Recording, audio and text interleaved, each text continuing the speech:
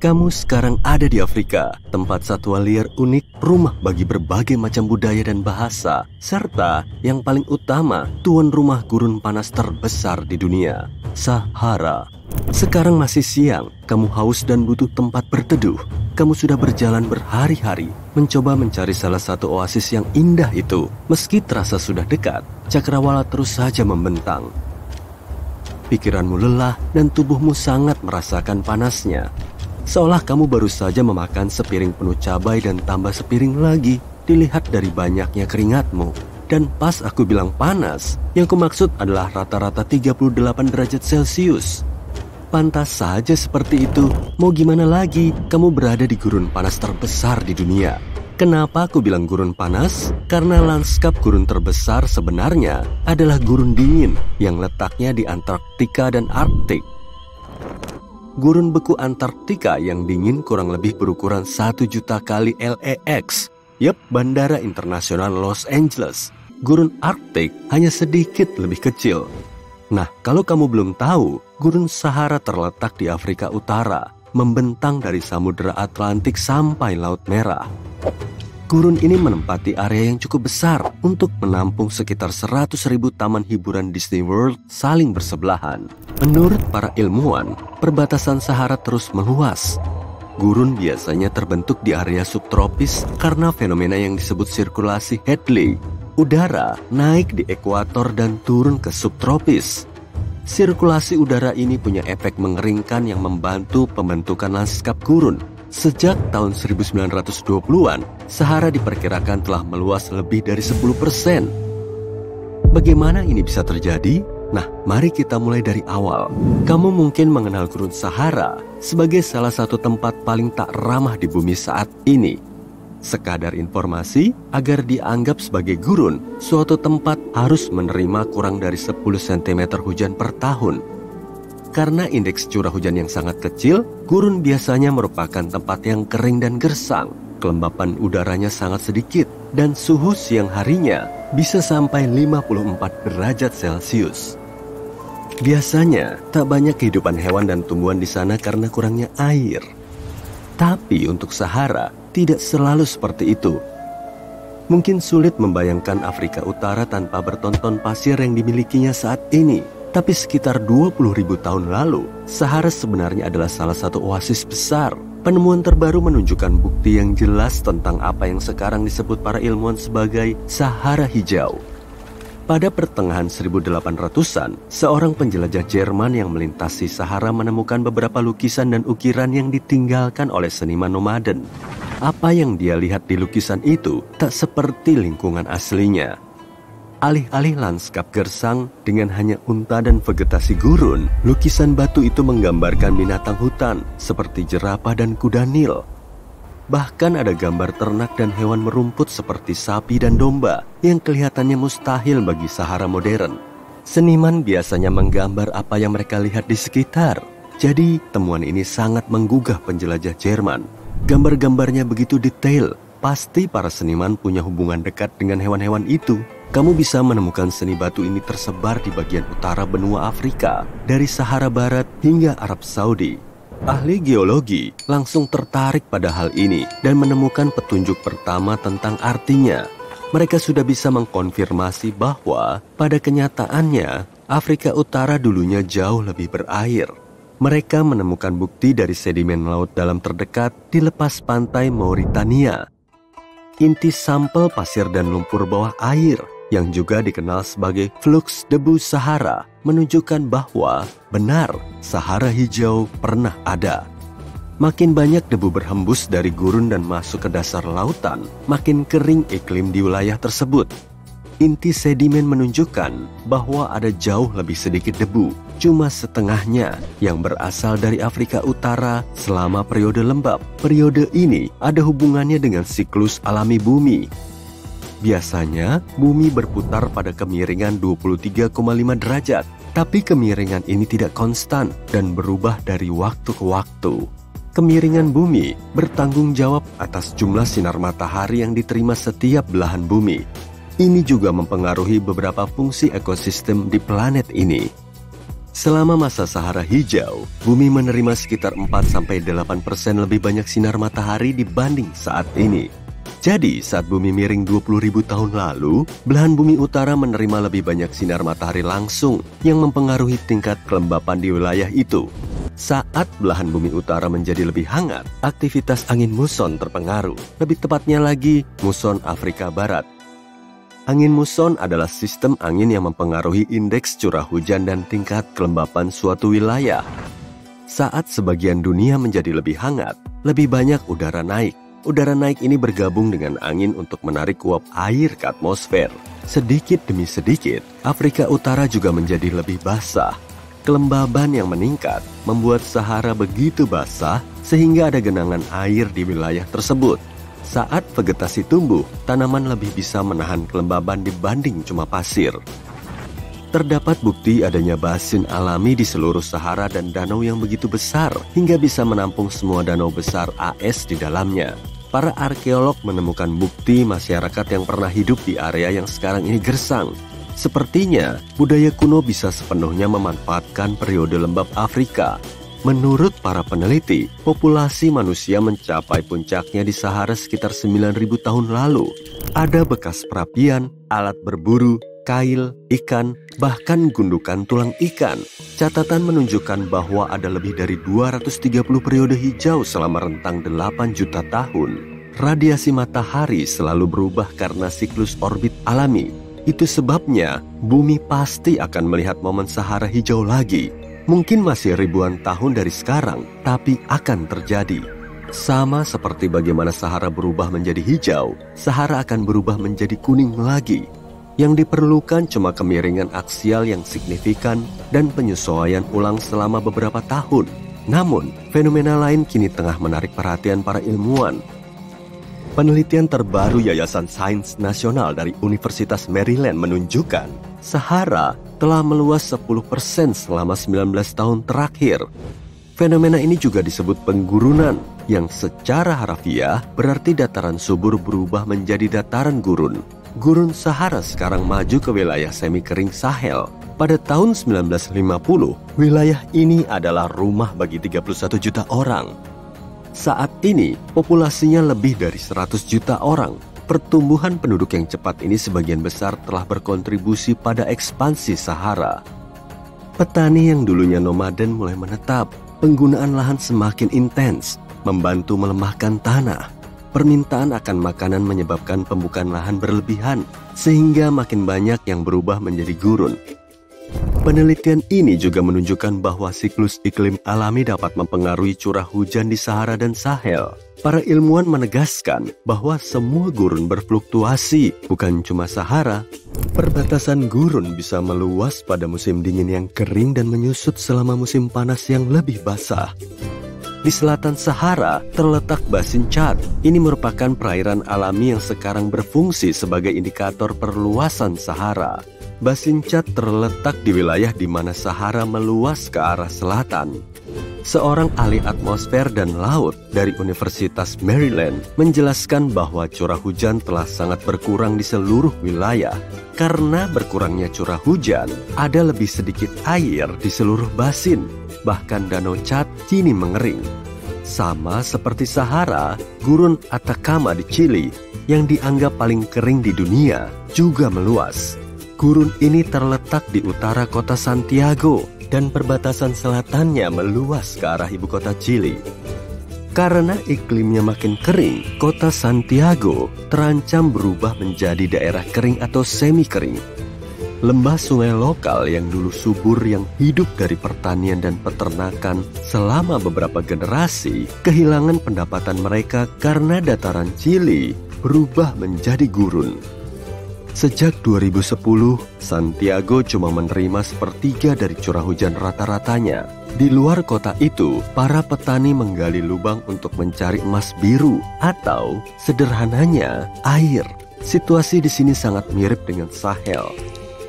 Jadi, coba utarakan pendapatmu. Apa kamu sama terkejutnya denganku pas tahu apa yang terjadi di wilayah Sahara? Jangan ragu untuk menulisnya di kolom komentar.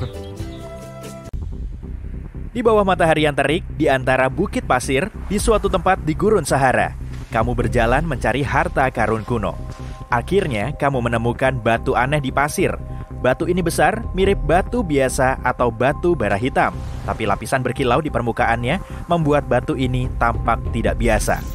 Temuan unik ini adalah objek tertua yang pernah ditemukan di bumi. Batu ini lahir jauh sebelum bumi muncul di luar angkasa. Meteorit unik ini ditemukan pada tahun 2020 di daerah terpencil Gurun Sahara. Para ilmuwan telah menganalisis isotop magnesium dan aluminium di permukaan batu ini dan menemukan bahwa usianya sudah sekitar 4,5 miliar tahun. Saat ini, batu ini adalah sampel magma tertua dari luar angkasa. Asalnya dari protoplanet kecil yang tidak punya waktu untuk terbentuk sepenuhnya. Ini terjadi sudah lama sekali saat tata surya kita sedang terbentuk. Banyak asteroid besar melayang di luar angkasa. Beberapa terbentuk menjadi objek langit besar yang kemudian menjadi planet.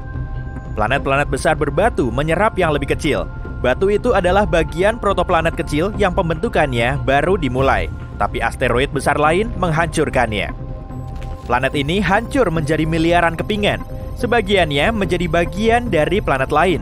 Beberapa terbang ke luar tata surya, dan satu pecahan lain berkeliaran di luar angkasa sampai bumi terbentuk. Setelah itu, potongan ini menghantam atmosfer bumi dan jatuh ke wilayah yang kini dikenal sebagai Gurun Sahara. Meski baru ditemukan pada tahun 2020, erosi batuan ekstraterestrialnya menunjukkan batu ini mungkin sudah jatuh sejak lama. Berat objek kuno ini sekitar 30 kg dan punya beragam potongan meteorit di dalamnya. Sederhananya, ini adalah batuan vulkanis yang terbentuk dari lava. Batu ini telah mendingin, menjadi padat dan mengkristal. Makanya kamu melihat kilauan tadi. Para ilmuwan berharap penelitian lebih lanjut mengenai batu ini akan membantu mempelajari lebih dalam tentang pembentukan tata surya kita. Asteroid terbesar yang ditemukan di Amerika Serikat adalah Willamette. Ukurannya 7,8 meter persegi dan beratnya lebih dari 15 ton, alias setengahnya bobot bus. Beberapa orang bisa duduk di permukaan objek luar angkasa ini. Tapi yang lebih kerennya, objek ini bukan cuma batu seperti banyak meteorit lain yang pernah ditemukan. Willamette terbuat dari nikel dan besi. Sebongkah logam besar ini ditemukan pada tahun 1906. Sekarang, batu besar ini disimpan di Museum Sejarah Alam Amerika. Meteorit terbesar yang pernah ditemukan bernama Hoba. Letaknya di Namibia dan orang-orang tak pernah mengubah posisinya karena terlalu berat. Berat Hoba mencapai 60 ton, lebih berat daripada tank. Peristiwa antariksa selanjutnya terjadi pada 28 Februari di barat daya Inggris. Saat itu kilatan cahaya besar menerangi langit. Kemudian ada suara ledakan keras. Beberapa warga membuka pintu rumah mereka dan melihat bekas hitam di halaman. Mereka segera menebak apa yang terjadi dan melaporkan temuan ini ke jaringan pengamatan meteorit Inggris. Jika kamu menemukan meteorit, melaporlah ke Badan Penelitian Geologi atau Pusat Luar Angkasa sesegera mungkin. Makin lama batu antariksa tergeletak di tanah, makin cepat nilainya berkurang. Hujan, debu, salju, angin, terik matahari, semua faktor ini merusak permukaan meteorit. Jika sudah rusak, akan sulit mempelajari objek antariksa ini. Meteorit yang ditemukan di Inggris itu mirip batu bara, tapi lebih lembut dan rapuh. Kemungkinan besar, meteorit ini pernah mengandung air beku. Batu itu adalah bagian dari asteroid besar yang melintasi luar angkasa saat tata surya kita belum sepenuhnya terbentuk. Peneliti menemukan kombinasi mineral yang unik di dalam batu itu. Temuan ini dapat membantu para ilmuwan belajar lebih banyak tentang asal-usul tata surya dan kehidupan di bumi. Sekarang kita menuju ke Jerman, ke kota kecil bernama Nordlingen. Ada meteorit kuno besar tersembunyi di sini. Sangat sulit menemukannya, kecuali kamu tahu rahasia kota ini. Kamu berjalan menyusuri jalanan kecil yang nyaman dan melihat banyak bangunan dengan arsitektur indah. Setelah seharian di sana, kamu tidak menemukan apapun yang mengarah ke meteorit. Untuk memecahkan misteri ini, kamu harus keluar kota. Jadi, kamu memanjat bukit tinggi dan melihat kota ini terletak di dalam lubang. Selama ini, penduduk setempat meyakini kota ini terletak di kawah gunung berapi yang sudah mati. Jika melihat rumah-rumah ini dari sudut tertentu, kamu mungkin menyadari ada kilauan tidak biasa yang datang darinya. Di pertengahan abad ke-20, sekelompok ahli geologi datang ke sini dan segera menyatakan bahwa kawah ini tidak terlihat seperti dari gunung berapi. Kota ini dibangun di atas kawah besar yang ditinggalkan oleh meteorit. Objek antariksa besar jatuh di sini sekitar 15 juta tahun yang lalu. Saking panasnya, gelembung karbon di dalamnya langsung berubah menjadi berlian kecil. Saat kota ini dibangun, warganya tidak tahu mereka menggunakan bebatuan mahal karena berlian itu hampir tidak terlihat. Penduduk setempat tidak mempersoalkan tembok kota yang bersinar di bawah sinar matahari. Sekarang, mereka meyakini tempat ini dibangun dari berlian yang jatuh dari langit. Perhentian kita berikutnya ada di Britania Raya. Kali ini, bebatuannya berasal dari bumi. Stonehenge yang terkenal. Orang-orang menaruh lingkaran batu di sini dalam urutan tertentu. Semua orang tahu tentang monumen arkeologis ini, tapi tidak ada yang tahu pasti alasan pembuatannya. Konstruksi lain yang dibangun dari batuan misterius ditemukan sekitar 3 km dari sana. Namanya Superhenge. Superhenge lebih besar, lebih berat, dan areanya lebih luas. Tiap batuan ini tingginya 4,5 meter, atau setara tinggi rumah 2 lantai. Dulu, bebatuan ini berdiri vertikal dan membentuk setengah lingkaran besar. Tapi seseorang mendorongnya lebih dari 4.500 tahun lalu. Ada-ada aja ya.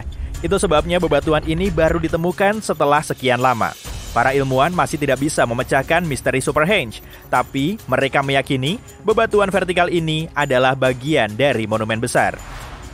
Kelompok batu indah lainnya berada di selatan Costa Rica. Ada bebatuan besar seukuran manusia dan ada juga yang lebih kecil, seukuran bola bowling. Semua batu ini punya bentuk bulat sempurna. Bola batu raksasa ini dibuat oleh manusia. Pasti membutuhkan waktu bertahun-tahun untuk memolesnya menggunakan alat batu agar bentuknya bulat sempurna. Bola-bola ini sangat berat, tapi dapat dengan mudah berguling seperti bola basket. Semua batu ini punya umur berbeda. Beberapa di antaranya dibuat sekitar 2.500 tahun lalu. Sebagian besar terbuat dari magma vulkanis cair. Hingga saat ini, para ilmuwan belum tahu apa fungsi batu-batu ini. Bebatuan ini ditemukan di berbagai bagian Costa Rica di dekat kota-kota besar. Mungkin saja peradaban kuno memasangnya khusus untuk menunjukkan keagungan raja-raja setempat. Selain itu, banyak ahli meyakini bebatuan ini digunakan sebagai alat untuk mempelajari astronomi. Orang-orang yang tahu tujuan bebatuan ini sudah lama tiada dan sejarah bebatuan itu hilang bersama mereka. Mari selesaikan perjalanan kita dengan temuan arkeologis paling keren. Kamu berjalan melintasi gurun Peru dan memanjat bukit rendah. Saat melongo ke bawah, kamu melihat permukaan bukit yang ditutupi garis-garis aneh. Kamu berjalan menjauh dan melihat kucing besar di atas bukit. Gambar seperti ini disebut geoglyph. Panjangnya sekitar 35 meter, yaitu sekitar setengah ukuran pesawat komersial Boeing. Para arkeolog menemukan kucing raksasa ini pada tahun 2020 dan mendapati bahwa gambar ini dibuat di antara tahun 200 dan 100 sebelum Masehi. Gambar besar ini adalah bagian dari sekelompok gambar misterius lain. Selain kucing, ada hewan lain, tanaman, dan bentuk aneh lain. Semuanya ditemukan di gurun Peru. Anak kucing ini ditemukan secara kebetulan. Awalnya, para arkeolog tidak melihatnya karena erosi alami di lereng bukit hampir menghapus siluetnya. Kamu berencana liburan ke Afrika. Tujuan wisata terakhirmu adalah Gurun Sahara yang berlokasi di Afrika Utara. Gurun ini membentang dari Samudra Atlantik sampai Laut Merah. Kamu nggak sabar mau naik unta dan belajar tentang budaya mereka yang kaya. Kamu naik pesawat dan akhirnya sampai setelah penerbangan yang panjang. Inilah gurun panas terbesar di dunia. Percaya nggak kalau Gurun Sahara luasnya 9,2 juta kilometer persegi? Kamu siap untuk bertualang setelah minum berliter-liter air es? Pemandu wisata ngasih kamu pilihan, menghabiskan 2 minggu untuk mengunjungi berbagai oasis atau bantuin mereka untuk memecahkan misteri di sana. Di gurun itu, dekat kota di Aljazair, terdapat sebuah misteri yang belum terpecahkan. Sekumpulan lingkaran besar terbentuk di pasir. Jumlahnya ada belasan dan membentang puluhan kilometer dalam garis lurus. Lingkaran itu pertama kali terlihat lewat foto Google Earth beberapa tahun lalu. Orang-orang memperdebatkannya bertahun-tahun, tapi belum ada yang nemu jawabannya. Anehnya, jarak lingkaran itu jauh dari kota, jalan, atau aktivitas mereka. Cara tercepat untuk nemu asal-usul lingkaran itu adalah bertanya. Kamu ngambil buku catatan kamu dan ngobrol sama warga lokal. Semua orang membantu dalam hal ini. Ahli geografi, antropolog, orang tua, dan ahli sejarah. Orang pertama yang kamu tanya adalah ahli peta. Kamu harus mencari tahu apakah lingkaran itu asli atau kesalahan satelit. Kamu akhirnya mewawancarai orang yang ngambil foto satelit Google Earth itu. Lingkarannya beneran ada. Lingkaran itu muncul dalam banyak foto selama bertahun-tahun. Lalu, bagaimana lingkaran itu bisa muncul di sana? Setelah 2 hari wawancara, kamu dapat petunjuk pertama. Lingkaran itu mungkin merupakan jejak aktivitas minyak. Para ahli menjelaskan alasan teori ini masuk akal. Aljazair adalah wilayah yang kaya akan sumber daya alam, jadi ini tebakan masuk akal. Biasanya, buat nyari tahu apa ada yang bisa ditambang, perusahaan akan melakukan survei seismik. Survei ini adalah cara menganalisis permukaan bumi dengan mengirimkan gelombang kejut ke dalam tanah. Kamu tahu apa yang bisa ditambang di sana dari pantulan gelombang ini? Kendaraan khusus mungkin menandai pasirnya seperti itu. Jadi misterinya terpecahkan? Enggak juga. Karena Gurun Sahara adalah salah satu wilayah paling kering di bumi. Rata-rata suhu tinggi pada musim panas di sana melebihi 40 derajat Celcius. Kalau mau bertahan, orang-orang harus mencari cara untuk mendapat air. Jadi, lingkaran ini bisa jadi semacam reruntuhan atau sisa dari sumur air tua. Sekali lagi, ini tebakan masuk akal. Siap buat nyari tahu faktanya? Sebagian antropolog setuju kalau lingkaran ini mungkin aja Foggara tua. Foggara adalah nama untuk model sistem irigasi berumur 2.500 tahun yang biasanya ditemukan di Afrika Utara. Sistem ini juga disebut kanat di tempat lain di Afrika Utara. Warga lokal biasanya menggali sumur yang dalam pada titik yang tinggi, cukup dalam untuk mencapai air di bawah tanah. Lalu mereka menggali poros paralel pada jarak yang teratur. Setelah itu, mereka menggali saluran bawah tanah yang menghubungkan kota ke sumur itu. Cuma dengan bantuan gravitasi, air itu mengalir dari sumur ke kota. Teknologi tradisional ini menyediakan air untuk pertanian, ternak, dan manusia. Anggap aja sumur ini jadi oase buatan manusia. Bahkan nama daerah yang paling dekat lingkaran ini adalah pertanda kalau teori ini benar. Nama Foggaret Ezzaouia didapat dari Foggara, sumur tua ini. Petunjuk ini terbukti akurat. Kamu memutuskan untuk pergi ke sana buat melihatnya langsung. Kamu naik bus, duduk, dan menikmati perjalanan. Pemandangan di Aljazair Utara dipenuhi kota-kota yang terlihat kuno. Kamu bahkan melihat bekas-bekas sumur di sepanjang jalan di pinggiran kota kecil. Saat membuka foto satelit Google, kamu bisa melihat tanda kanat di gurun. Rangkaian lubang sejauh puluhan kilometer. Tapi begitu sampai, ternyata teori itu salah. Dale Lightfoot, salah satu ahli kanat yang terkemuka di dunia, bilang lingkaran itu jelas bukan kanat. Bahkan foto satelitnya menunjukkan perbedaan itu. Padahal nyaris saja. Rupanya kanat atau Foggara nggak akan mengalir dalam garis lurus. Bentuknya nggak akan kayak lingkaran. Satu lagi petunjuk yang membantah teori itu adalah nggak ada kota di ujungnya. Kanat dibangun untuk memberikan air ke pemukiman. Tapi lingkaran itu jauh banget dari aktivitas manusia. Tapi itu usaha bagus. Kamu hampir menyerah saat kamu memutuskan untuk mencobanya sekali lagi. Persiapannya berhari-hari. Mobil pickup, makanan, peralatan. Semuanya demi mengungkap misteri lingkaran di Sahara itu. Pada hari pertama, kamu berkendara lebih dari 160 km di gurun itu. Kamu selalu penasaran untuk melihat seperti apa bagian dunia ini. Di sana, kamu cuma bisa melihat gumuk berwarna kuning mustar. Tapi, langit malamnya cukup indah. Kamu bisa melihat Bima Sakti dengan matamu langsung. Kamu membuat tenda dan tidur beratap bintang. Besoknya, suasana tegang. Gak ada sinyal. Ya ampun. Tapi untungnya, kamu udah nambahin koordinat lingkaran itu ke Google Map. Dan ternyata, mode offline bisa digunakan di sana. Kamu mengikuti koordinat itu, tapi malah nyasar. Kamu mulai gugup dan mikir semua ini sia-sia. Tapi kamu dan timmu masuk mobil dan berkendara beberapa kilometer lagi dari koordinat di ponselmu. Setelah melewati jalan bergelombang, kamu nggak percaya apa yang kamu lihat. Itu dia, kawah besar yang digali di pasir, dikelilingi 12 lubang kecil. Dari atas, lubang itu mirip jam, tentu aja tanpa jarumnya. Di bawah, saking nggak kelihatannya, lubang itu hampir aja terlewat. Saat memeriksa wilayah itu, kamu sadar kalau ada kesamaan pada semua lubang itu. Kawat logam. Kawat tipis yang bisa kamu tarik dari permukaan. Kawat itu dikubur, jadi kamu mulai menggalinya. Sebuah benda mulai kelihatan di dalam. Oh, kayaknya dinamit tua.